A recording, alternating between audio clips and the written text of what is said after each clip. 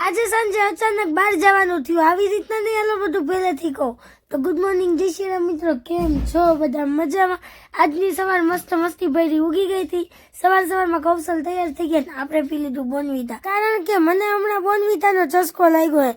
મેં તો બોનવીટા પી લીધું, કૌશલ માટે મૂકી દીધી જાન. પછી અમે બંને કરી લીધો ચા પાણી નાસ્તો કરતા ઘડીક વાતચીત કરી અને પછી કૌશલે ધૂપ દીવા કર્યા અને એમના કામે જતા રહ્યા. એમને તાતા ભાઈ કરીને ઘરમાં આવીને મેં ઘરના બધા કામ પતાવ્યા. સાંજ પડતા મારા સાસુ ને સસરા ને એ લોકો આવ્યા એટલે આપણે બજારમાંથી થોડીક વસ્તુ લેવાની હતી.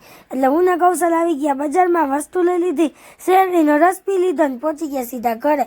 ઘરે પહોંચીને મસ્ત ઈડલી સંભાર બનાવી નાખ્યો ને અમે બધા વાતો કરતા જમી લીધું. જમી કાઢીને આપણે જવાનું હતું જુનાગઢ. રાતના 11 વાગે આપણે નીકળી ગયા જુનાગઢ જવા માટે. ત્યાંથી આપણે ભંડારામાં જવાનું હતું બીજે દિવસે. આ મારા સાસુ ને વચ્ચે આપણે જો મસ્ત હોલ્ટ કરી નાખ્યો હતો ચા પાણીનો. પછી આપણે દેવાંશી માટે મસ્ત એવી ચોકલેટો લઈ લીધી હતી, મારા માટે પણ ચોકલેટો લીધી હતી. પછી ચોકલેટ તો પછી ખાધી, પેલા તો ચાનો કાંટો ચડાવ્યો કારણ કે નીંદર આવતી હતી, નીંદર ઉડાડવી તો ખરી ને. મેં ને કૌશલે પી લીધી ચા અને નીકળી ગયા આપણે જુનાગઢ જવા માટે. રાતના 2 વાગે જુનાગઢ પહોંચ્યા હતા. તો મળીએ નવા વિડીયોમાં, ત્યાં સુધી જય શ્રી રામ.